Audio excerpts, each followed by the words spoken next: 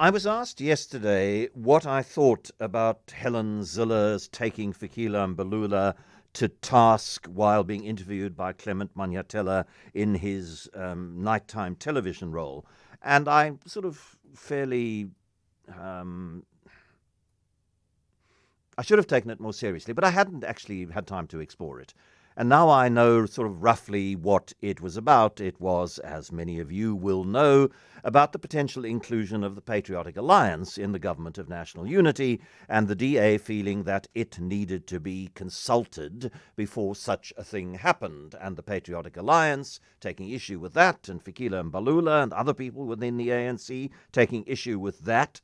And I suppose that Clause 24 of the first Statement of Intent, which was signed by both the ANC and the DA on the same piece of paper before the IFP came in, is Clause 24. In keeping with the spirit of an inclusive GNU, it is agreed that the composition shall be discussed and agreed amongst the existing parties whenever new parties desire to be part of the GNU. And it appears to be the DA's point that, having signed the document with the ANC and later the IFP, that made them the founding members of the GNU, and therefore any extra additions needed to be discussed amongst the founding members, which kind of might legalistically, split-hairishly be true in terms of Clause 24, but I think in the spirit, the ANC has made it quite clear from the beginning that it intended to get as many of the opposition parties in Parliament into the GNU as wanted to join, and that this would be a step-by-step process.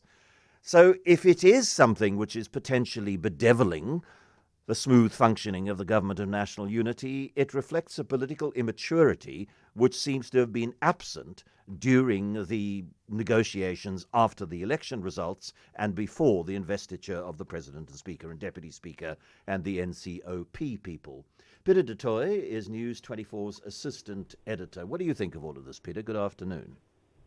Hello, John. Look, an agreement was reached. There was a spirit in which the negotiations were conducted, as far as we know, who've been reporting on this, in the week before the president was elected in the National Assembly. Like, you know, there was a lot of wrangling up until the very, very last minute before the president, or before votes were cast on the president. So I think I have to say that I think it is absolutely correct, given our recent political history, that the ANC needs to be kept in check and kept to their word. If that happens in public, you know, then that's necessary as well. I think the public deserves to know and to understand what the nature of the negotiations are, what the nature of the bona fides are, which both parties bring into the process. So I have to say, I think it was correct for Helen Zille to elaborate and confirm and reaffirm her position and her party's position, John. Yeah, I need to think about it a little more, Pieter, but I'm not sure that I agree with you, because it seems to me obvious that the ANC's intention was always, and for understandable political reasons, because it would be easier for them to sell to their multifaceted constituency being in some kind of arrangement with the DA if that arrangement was ameliorated by also being in an arrangement with a lot of other parties. And so they've always been clear about that. The ANC has never said anything about, you know, a founding set of GNU members. So for the DA to insist that there is such a thing seems to me against the spirit of the negotiations. John, yes, I hear what you're saying. Again, let me then differ with you. I think the spirit of the negotiations, as far as we ascertain, as far as we know, as relating to the conversations and the discussions that occurred before the election of the president, was that the only two parties who are actually involved in this, as far as actual heft is concerned, is the ANC and the DA. Without the ANC getting over the line with 50+1, nothing would happen. They were not going to do it with the EFF. They were not going to do it with the MK. The other parties are too small, and I think if you talk about forward cover for the ANC into selling this to their constituency. That was the purpose of the IFP.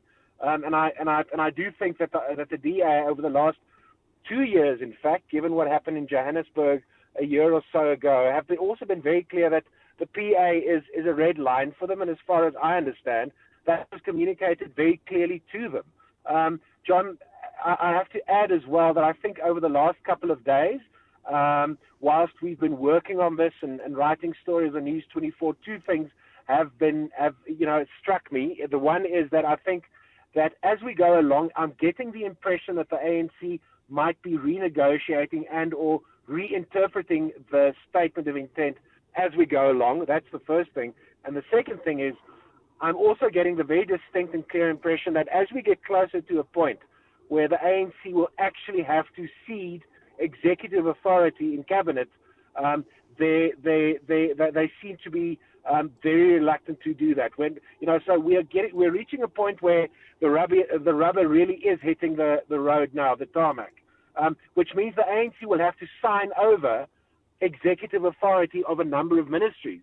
And I do not think that they're quite there yet, and I don't think they're quite ready to do that. So I think that's also a reason why we're seeing the various interpretations of the statement of intent, and I think attempts to try and reinterpret it as we go along. Because the issue of the allocation of cabinet posts was something which you and other news media have reported almost kicked the statement of intent into touch, because Cyril Ramaphosa, you reported, removed the phrase of proportional to the presence in Parliament from the statement, and then that was put back, and at that point the DA agreed to sign it. So you're suggesting, you're picking up a very strong sense that because proportional would mean, broadly proportional is something that's quite difficult to define narrowly because it's broad. But broadly proportional would be 4, 5 or 6 posts for the DA. You're suggesting that the ANC might be wanting to offer them 2 essentially sideline portfolios rather than 4 or 5, including a couple that are mainstream, significant, important portfoliors. That's exactly it, John. I think what we're seeing and what we're picking up is the fact that the ANC will offer them something, but I don't think they. So broad. Your first point about broad representation. I mean, I think that what the DA wanted initially was a very clear and stark definition of what proportional representation would be. Then what the next point of argument would have been broad representation. Now, broad representation is not as strict and a hard and fast. We get 22% of cabinet portfolios, because I think the DA also realizes they're not going to get finance, they're not going to get defense. Certain portfolios they will not get, but I do think that what they want is substantive representation in cabinet, and being put in charge of portfolios with demonstrable influence, and they're not going to settle for sport and recreation. They're not going to settle for arts and culture, which usually are portfolios doled out to parties as adornments. They're not going to settle for that.